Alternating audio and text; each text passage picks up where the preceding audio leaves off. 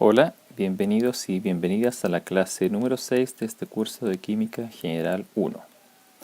Hoy les voy a hablar de cómo fue el avance en el cambio de la física clásica a la física cuántica debido a la experimentación que continuaron haciendo los científicos con la materia al irradiarle luz. Para explicar lo que viene en el desarrollo del modelo atómico actual, yo utilizo siempre una analogía llamada la historia de un colibrí. Esto necesita mucha participación de ustedes en cuanto a imaginación. Entonces, varias de las cosas que yo voy a proponer en esta historia implican que tienen que imaginar. Así es que lo primero es que imaginen que ustedes ven un colibrí, pero luego de verlo, el colibrí desaparece detrás de la montaña. Esta que está en la imagen. Entonces ustedes siguen este camino para poder ir a ver dónde está el colibrí. Resulta que lo que se encuentra después de esa montaña es una estepa, como esta, plana, pero que en el centro tiene lo siguiente. Sí, un bosque esférico. Yo sé que es una cuestión que es difícil de que exista, pero piensen que es un bosque esférico. Y resulta que el colibrí ha desaparecido. Entonces, dos preguntas les tengo que hacer. La primera, ¿dónde es más fácil encontrar al colibrí, ya que ha desaparecido? ¿Dentro o fuera del bosque? Piénsenlo un momento.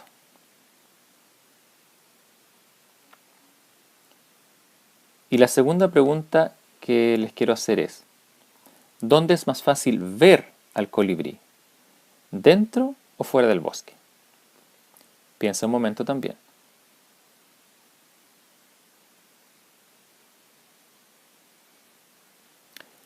Para la primera pregunta, es decir, ¿dónde es más fácil encontrar al colibrí, dentro o fuera del bosque? Probablemente si después de la montaña lo perdieron y hay un bosque, el bosque le puede ofrecer muchas cosas a un colibrí, no solo un colibrí, sino puede ser cualquier ave, como alimentación, abrigo, refugio. Así es que lo más probable es que el colibrí esté aquí, dentro del bosque, en algún lugar. Eso es porque el hábitat de los pájaros normalmente se verifica en los árboles, no en el aire. Con respecto a la segunda pregunta, ¿dónde es más fácil ver al colibrí, dentro o fuera del bosque? Probablemente es más fácil ver al colibrí fuera que dentro. Aunque ustedes pudieran entrar al bosque, el colibrí es un ave tan pequeña que se podría confundir con una hoja de este bosque. Entonces es muy difícil verlo dentro y es más fácil verlo fuera, porque fuera el contraste es entre el cuerpo del colibrí y el cielo, por ejemplo. El segundo punto de imaginación que quiero que tengan es, ¿qué pasa si ustedes son capaces de medir por dónde el colibrí se mueve dentro del bosque? Y luego que han realizado varias medidas dentro de este bosque esférico, se dan cuenta de que existe una huella. Han encontrado una huella por donde se mueve el colibrí y esa huella es uno capaz de estamparla en el bosque. Entonces, pensemos de que son capaces ustedes de talar el bosque y por lo tanto dibujar esa huella, ese patrón que encontraron por donde se mueve el colibrí. Si fuesen capaces de hacer eso, probablemente se encontrarían con lo siguiente. Cada uno de esos puntitos representa por dónde se mueve el colibrí. Y por lo que podemos ver, el colibrí permanece más tiempo en el centro del bosque que en los alrededores de él. Y esto probablemente en los alrededores puede ser porque ahí es más fácil de ser detectado, está casi en la orilla, pero en el centro el bosque es más tupido y entonces es más difícil encontrarlo. Probablemente algunos de ustedes ya estén entendiendo cuál es la analogía que yo quiero mostrar aquí. Pues sí, esto para un átomo ahora representa un patrón que se repite siempre en ellos. El colibrí representa el electrón y el bosque representa el átomo. En términos electrónicos ahora, si ustedes pudieran ver por dónde se mueve un electrón dentro de un átomo, encontrarían el mismo patrón que el colibrí dentro del bosque. Es decir, es más probable encontrar a un electrón cerca del núcleo que lejos de él. Estos puntitos, como les dije, cada uno representa una posición donde se podría encontrar al electrón. Ahora, otra pregunta para ustedes. Volviendo a nuestra historia del colibrí, ¿por qué sería más probable encontrar a un colibrí en el centro del bosque que en las afueras del bosque? Al principio yo di una explicación, pero ¿a alguno o alguna de ustedes se le ocurre otra? ¿Qué podría haber en el centro del bosque, por ejemplo, que atrayera a un colibrí? Si ustedes instalaran, por ejemplo, un vivero lleno de flores, sería el éxtasis para él, porque se sentiría atraído hacia ese vivero, ya que está lleno de flores y cada flor tiene mucho néctar, que es lo que recolectan normalmente los colibríes. De la misma manera, entonces, volviendo a nuestro modelo atómico, además de tener un patrón de puntitos por donde se mueve el electrón en el átomo, se siente atraído hacia el centro o permanece más en el centro porque ahí están las cargas positivas. Y entonces una carga negativa, como es el electrón, se puede sentir atraído por una carga positiva, como sería un protón, si es que hablamos, por ejemplo, de un átomo de hidrógeno. El átomo de hidrógeno, entonces, solamente posee un electrón y un protón y no posee neutrones, que probablemente ustedes sepan que también existen. Cuando pasamos al átomo de helio, ya aparecen los neutrones. Los neutrones son especies no cargadas que fueron descubiertas por el científico Chadwick y que es la tercera partícula de la que está compuesta un átomo. Por lo mismo, entonces, esta estructura compleja, si ustedes quieren, se puede traducir a una simbología más simple, que es lo que nosotros conocemos como simbología química.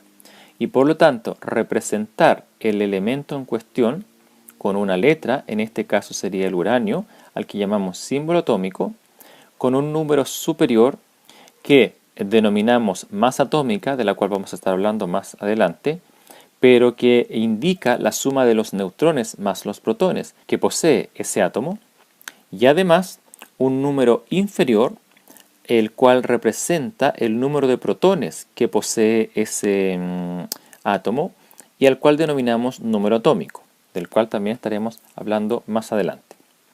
En un átomo neutro, es decir, que no ha perdido ni ha ganado electrones, el número de protones es igual al número de electrones. Así entonces, tanto el protón como el electrón y el neutrón son partículas fundamentales que dan origen al modelo atómico en la actualidad y nos permitirá comprender la química actual. De toda la historia también de la química se llegó a establecer cuál es la masa de estas tres partículas, cuáles son sus cargas y cuál sería su carga unitaria. Solo para que se den cuenta, el electrón tiene una masa de 9.10938 por 10 a la menos 28. El protón tiene una masa de 1.67262 por 10 a la 24 y el neutrón muy similar. La verdad es la misma, difieren en muy poco. Ahora, les hago notar también que este número del protón y el neutrón es a la menos 24 y el electrón es a la menos 28. Si bien todas estas partículas son muy livianas, porque se fijan en una escala pero muy pequeña, entre el electrón y el protón, o entre el electrón y el neutrón, hay 4 órdenes de magnitud de diferencia. O sea, aquí pasamos de la menos 28 a la menos 27, menos 26, menos 25, menos 24. Entonces, esto quiere decir que el electrón es muchísimo más pequeño que el protón o que el neutrón. Con lo cual, Rutherford tenía razón en su experimento. La mayor cantidad del átomo es espacio vacío. Y los electrones son tan pequeños, que al girar alrededor del núcleo se mueven bastante rápido. Y eso es porque tienen una masa muy pequeña comparada con la del protón. Entonces, esta predicción que había hecho el experimento de Rutherford estaba correcta. Después, gracias a Millikan, si se acuerdan, Millikan lo que descubrió fue la carga del electrón, pudo detectarla en unidades de Coulomb. Y la carga del protón es la misma pero con signo cambiado, es decir, La carga es negativa para el electrón y la del protón es positiva. El neutrón, como su nombre lo indica, no posee carga. Por último, cuando hablamos de carga unitaria, porque esto no tiene unidades, esto está en unidades de Coulomb, pero cuando quiero saber si es que tiene un número finito de carga positiva o un número finito de cargas negativas, la carga del electrón unitaria es menos 1 y la carga unitaria del protón es más 1. Nuevamente el neutrón no sigue teniendo carga.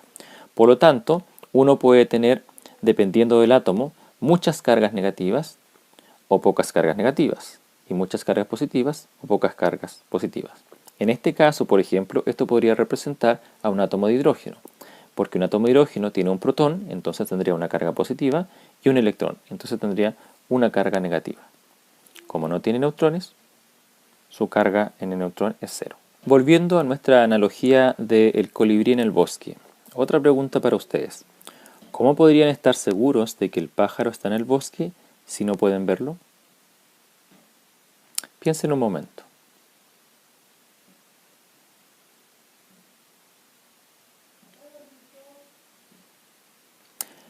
Pueden haber muchas hipótesis, a lo mejor se le han ocurrido algunas.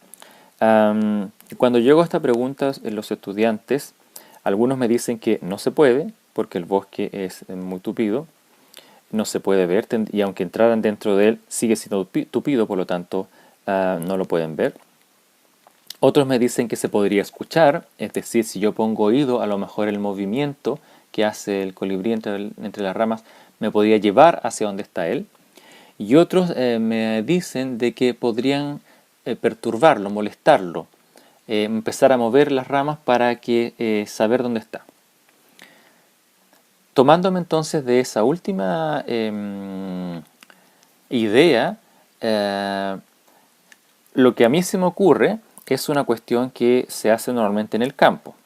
Y el ejemplo lo pongo nada más para ilustrar lo que viene a continuación, pero yo no quiero imprimirle, la verdad, ninguna connotación violenta. Lo que podrían hacer ustedes para saber dónde está el pájaro es lanzarle objetos al azar y en algún momento, como por ejemplo con una onda, le achuntarían dónde está y por lo tanto lo verían porque va a salir del bosque. Pero eso tiene un problema. Eso implica algo. De hecho, ustedes pueden saber a qué velocidad sale del bosque el pájaro.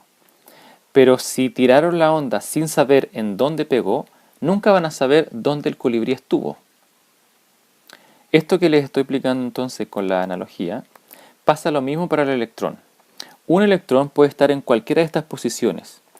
Y tal como dije al principio, ¿dónde era más fácil ver al colibrí? Si dentro o fuera del bosque, muy probablemente es más fácil verlo fuera del bosque. Lo mismo pasa con el electrón, es más fácil verlo fuera del átomo. Pero para verlo fuera del átomo, ustedes lo que tienen que hacer es espantar justamente a ese electrón. ¿Cómo se espanta un electrón, entre comillas? Bueno, hay que lanzarle un rayo. Entonces habría que lanzarle un fotón, como decía el modelo de Bohr. Y un fotón de tal manera de que sean capaces ustedes de darle a ese electrón y sacarlo. Cuando lo sacan es posible ver la velocidad a la que sale el electrón, porque se puede entonces detectar y ver ahora. Pero nunca van a poder saber dónde estuvo el electrón. Entonces, esto es lo que se conoce como principio de incertidumbre de Heisenberg. Werner Heisenberg obtuvo el Premio Nobel de Física en 1932. Y lo que él decía es que un electrón permanece en el átomo hasta que algo lo perturbe y lo saque de él, lanzándole un rayo, por ejemplo, que sería un fotón. Pero si bien podríamos medir a la velocidad con que sale ese electrón, nunca sabríamos su posición original, y viceversa. Es decir, si pudiéramos conocer exactamente la posición del electrón, no podríamos saber la velocidad con que se mueve.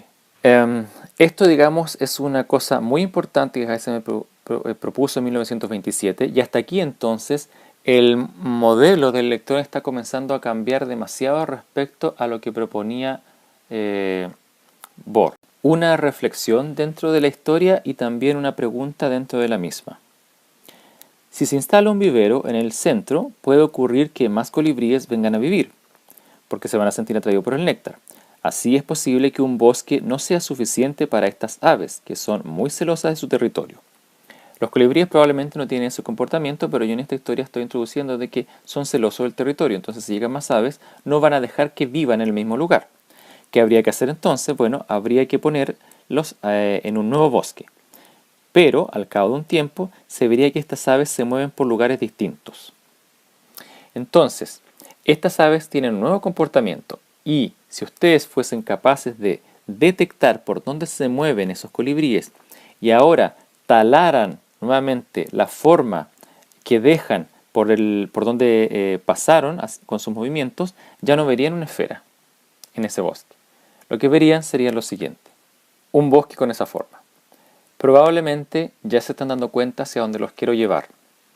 Es decir que en un átomo el electrón describe no órbitas circulares ni órbitas elípticas, sino que se mueve de forma libre por ciertos lugares. Al moverse por esos ciertos lugares, describe un patrón que es posible entonces identificar y entonces deja una forma. Esas formas por donde el electrón se mueve y que uno puede identificar se conocen como orbitales atómicos.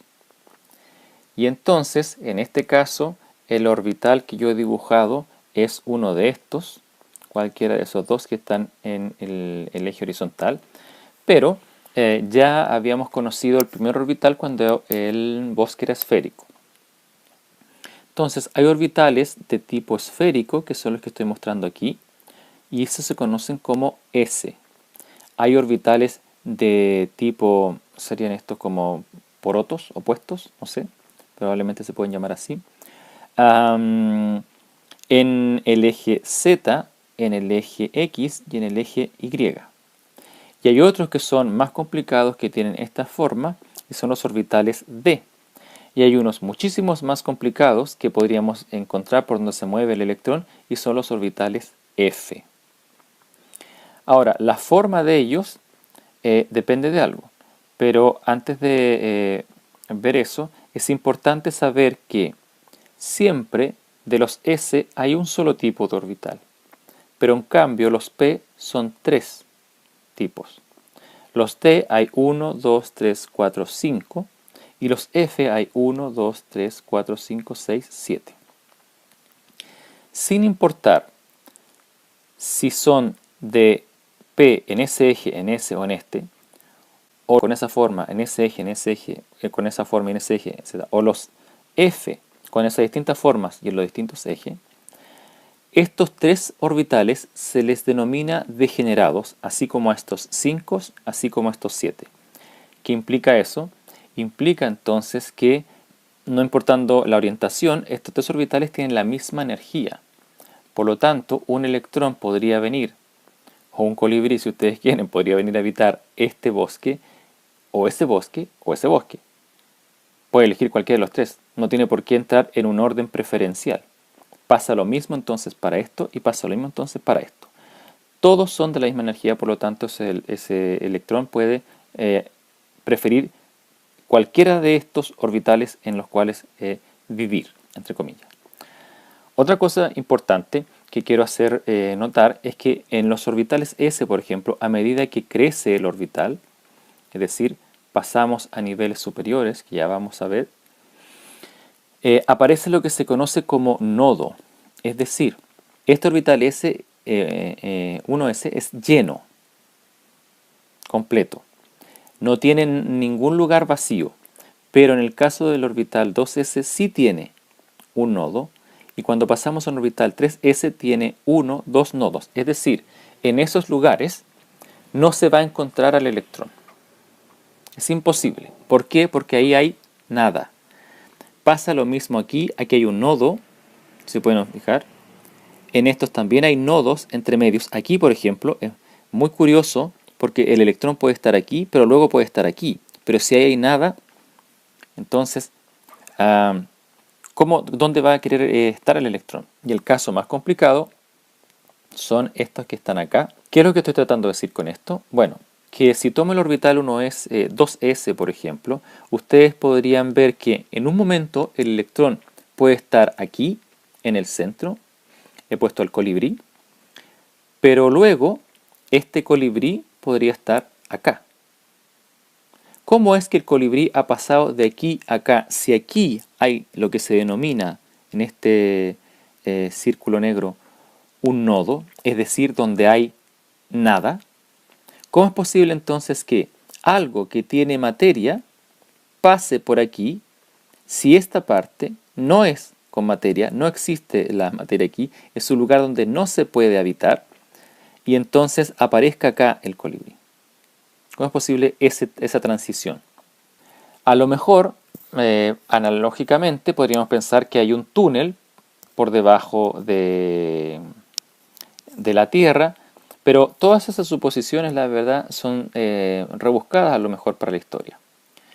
Si volvemos entonces a hacer la comparación con el átomo, la pregunta es ¿cómo pasa un electrón de aquí a acá si aquí no hay nada y el electrón entonces es materia y va a pasar por la nada? Bueno, alguien se ocupó de responder esa pregunta y ese fue Louis de Broglie, que fue el premio Nobel de Física en 1929, y en 1924 él dijo, bueno, si las ondas luminosas se comportan como una corriente de partículas, fotones, es decir, recuerden que lo que les decía que los fotones son capaces de sacar electrones, pero resulta que los fotones que son longitudes de onda se pensaban que era algo intangible, pero resulta que eran capaces de sacar electrones, por lo tanto eran algo tangible también.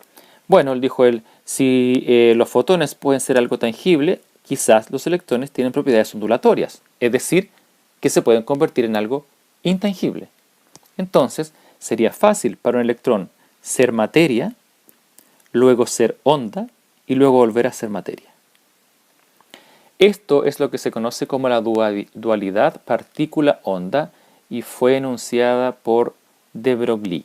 Con toda esta información, Erwin Schrödinger, que fue premio Nobel en 1933, en el año 1926 trató de juntar todo esto y luego también yo he puesto aquí una pregunta. Bueno, ¿y de qué depende la forma de los orbitales? ¿Por qué los electrones se van a comportar de forma esférica o de forma de dos porotos opuestos o cualquiera de las otras formas que le mostré de los orbitales?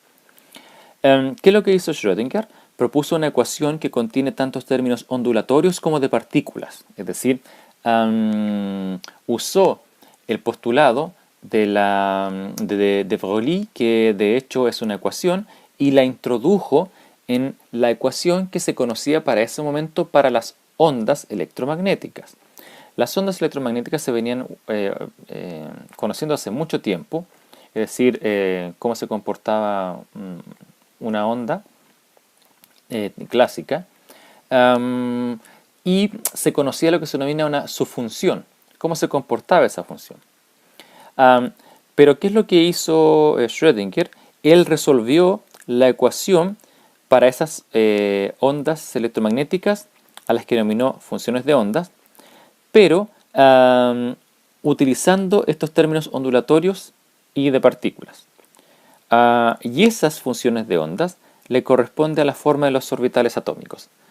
La ecuación de Schrödinger es esta. Si se fijan, y fue hecha para el átomo de hidrógeno solamente, porque es el átomo más fácil.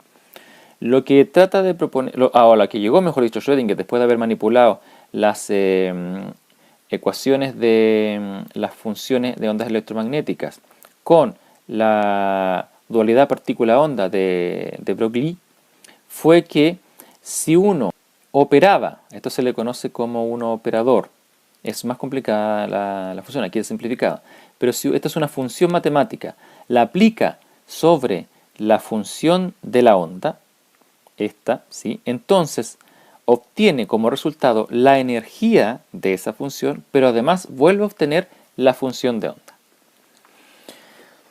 ¿Cuál es esa función de onda? Es decir, ¿cómo es esta función matemáticamente que al aplicarle esta otra función matemática se vuelve a obtener energía y la función? Bueno, la función de onda es una tal que depende de tres parámetros: del radio, del ángulo θ y del ángulo φ. Esto es lo que se conoce como coordenadas polares. Brevemente, una partícula girando alrededor de un punto central se puede describir no en ángulos, perdón, no en coordenadas cartesianas, es decir, x, y, z, si estamos trabajando en 3 dimensiones, sino que se puede escribir en función de la distancia que hay desde el centro de la partícula y en ángulos que se forman. Entonces, esto representa el radio y estos son los ángulos que se forman. Como el electrón es justamente una partícula que hasta ese momento todavía no se podían quitar la idea de que estaba girando alrededor del núcleo, entonces Schrödinger dijo, bueno, es mejor trabajar en coordenadas polares. Así, en vez de trabajar en coordenadas cartesianas, es decir, x, y, z. Con lo cual llegó a encontrar de que esta función de onda para ese electrón del átomo de hidrógeno contenía una parte radial, pero también contenía lo que se denomina una parte angular. La parte angular, que es esta, es de esta forma. Y aquí ya empiezan a aparecer unas letras que ustedes probablemente conozcan. Pero la parte radial es de esa forma.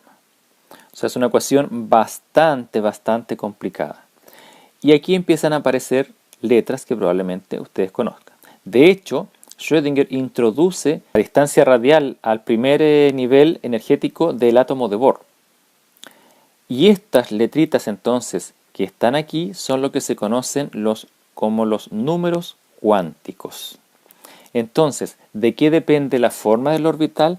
Depende justamente de las letras que uno introduzca, el valor que uno le introduzca a estas letras en esta ecuación gigante para que te dé la forma de la función de onda, que corresponde a los orbitales atómicos.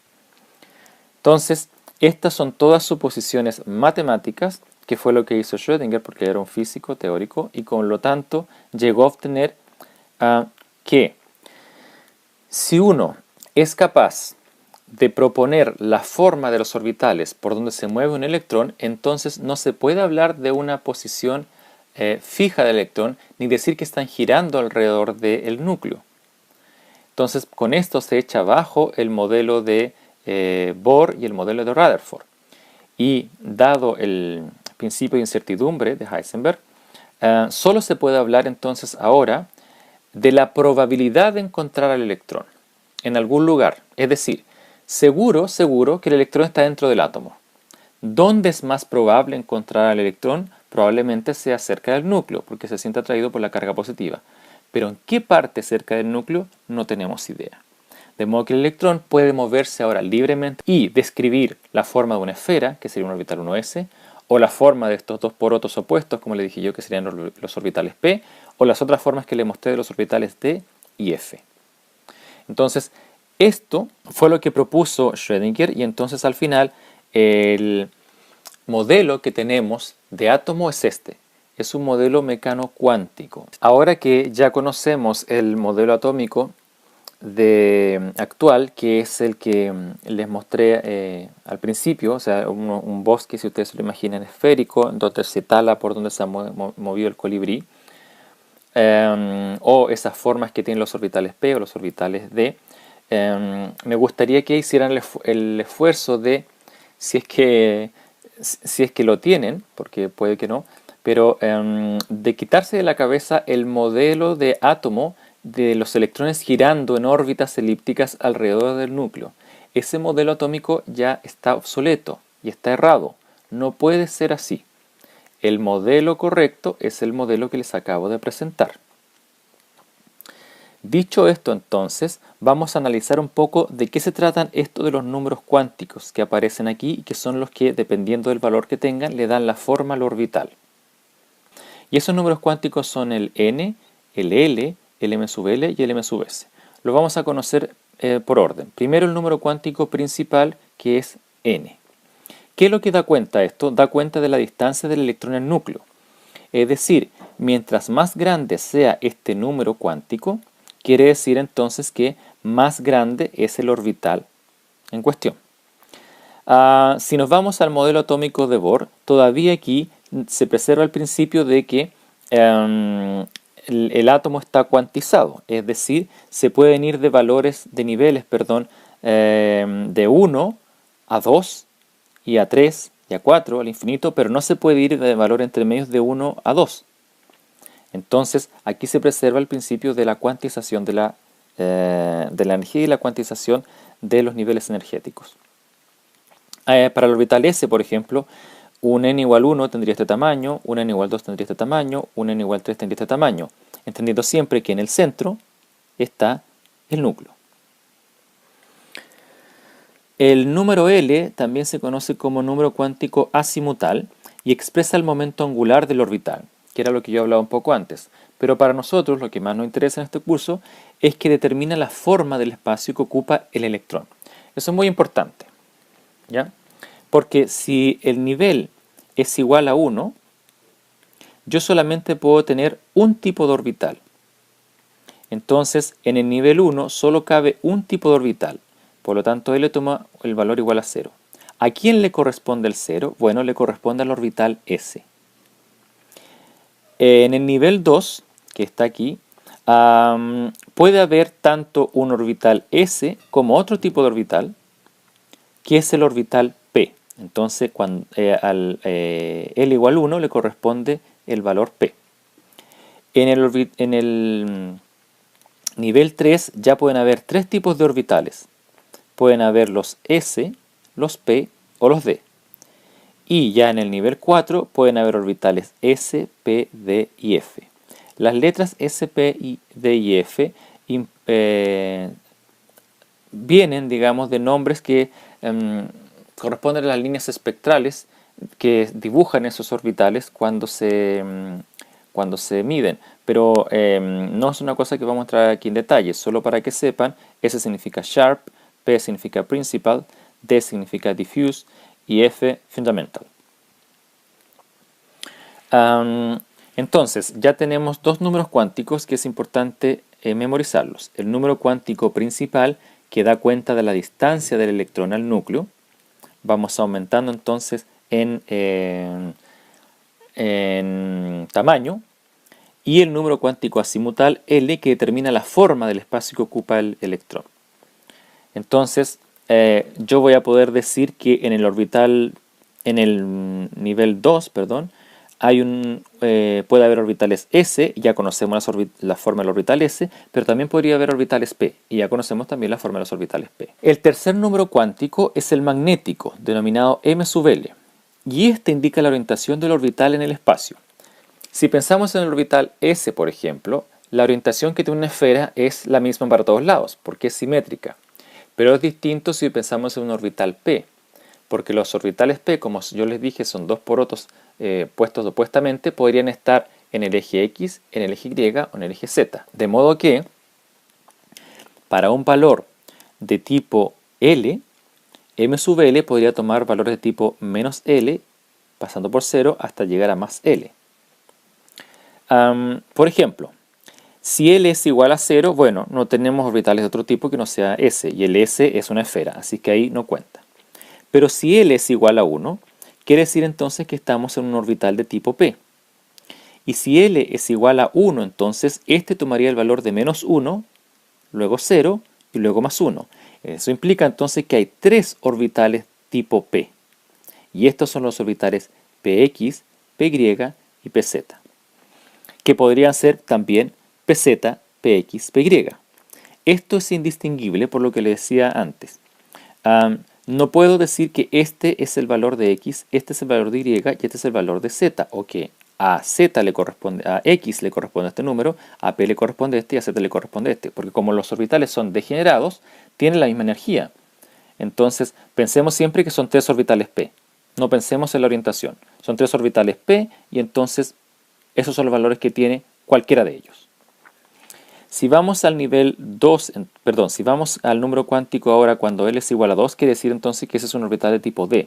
Y en este caso, si L es igual a 2, entonces el valor de m sub L es menos 2, menos 1, 0, más 1, menos 2, que es lo que está abajo. Eso implica entonces que hay 1, 2, 3, 4, 5 orbitales tipo D. Y finalmente, si L toma el valor de 3, lo que implica entonces que esos son orbitales de tipo F y por lo tanto el número cuántico magnético toma los valores menos 3, menos 2, menos 1, 0, más 1, más 2, más 3 y ahí ya tenemos 1, 2, 3, 4, 5, 6, 7 orbitales F.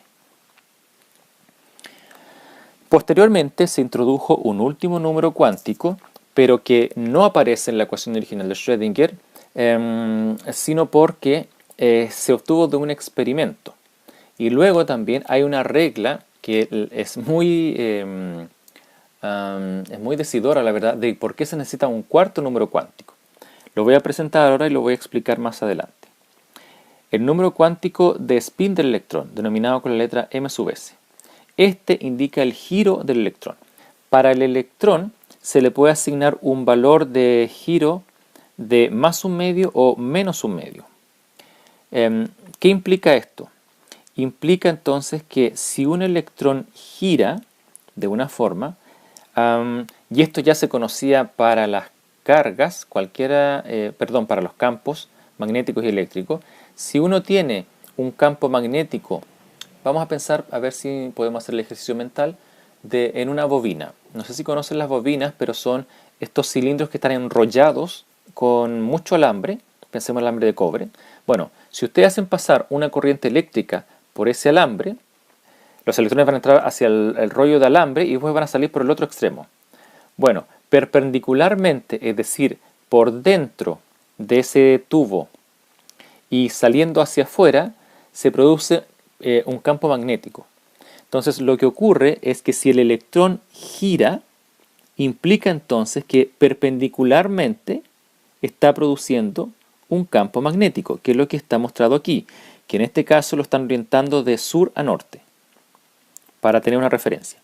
Pero si el electrón gira ahora para el otro lado, entonces quiere decir que tiene un campo magnético, pero orientado ahora hacia el otro lado, es decir, de norte-sur. Ese giro del electrón toma el valor más un medio y el otro giro toma el valor menos un medio. Y eso se representa con una flecha. Si toma el valor más un medio, la flecha del campo magnético va hacia arriba. Y si toma el valor de menos un medio, la flecha del campo magnético va hacia abajo. ¿Cómo se dieron cuenta de esto? Es por el experimento de Otto Stern y Walter Gerlach, que se produjo en 1924. Ellos tenían aquí un horno donde calentaban, no recuerdo en este momento el elemento, pero resulta que ese elemento era capaz de desprender electrones. Entonces los electrones se lanzaban y chocaban con una pantalla que tenía un orificio. Por lo tanto, por ese hoyito solamente iban a pasar los electrones que no chocaran con la pantalla, de modo que se iba a producir un haz.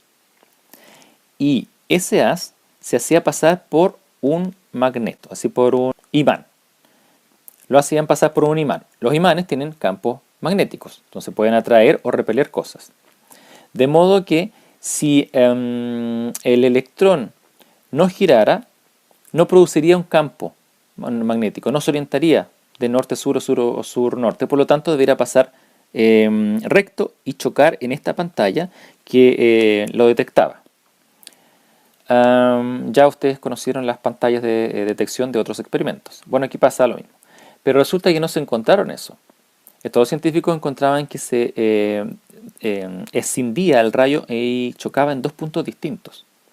Entonces no cabía otra cosa de que el campo magnético estaba influyendo en los campos magnéticos de los electrones, por lo tanto por eso los que estaban girando hacia un lado los tiraba para abajo y los que estaban girando para el otro lado los tiraba para hacia arriba. Es decir, este magneto era capaz de desviar los electrones. Entonces ahí se dieron cuenta que habían dos tipos de electrones. Pero vamos a decir no dos tipos distintos, sino que los electrones son partículas iguales, sino que había un grupo de electrones que giraba hacia un lado y había un grupo de electrones que giraba hacia el otro. Y por eso se activaba un campo magnético. Si no, no se hubiesen desviado. De modo que se tuvo que introducir esto del giro del electrón como un cuarto número cuántico. Esta fue entonces nuestra clase 5. Espero le haya interesado. Y lo que vamos a hacer en la próxima clase es que vamos a usar estos números cuánticos para describir justamente cómo sería el orden en que entrarían los electrones a los orbitales. Es decir, ¿dónde ocupa primero el colibrí? ¿Cuál bosque? ¿El bosque circular? ¿El bosque de los porotos opuestos? ¿El electrón ocupa el orbital D primero o primero el S? Eso es lo que vamos a describir en la próxima clase. Así es que Nos vemos en esa próxima oportunidad.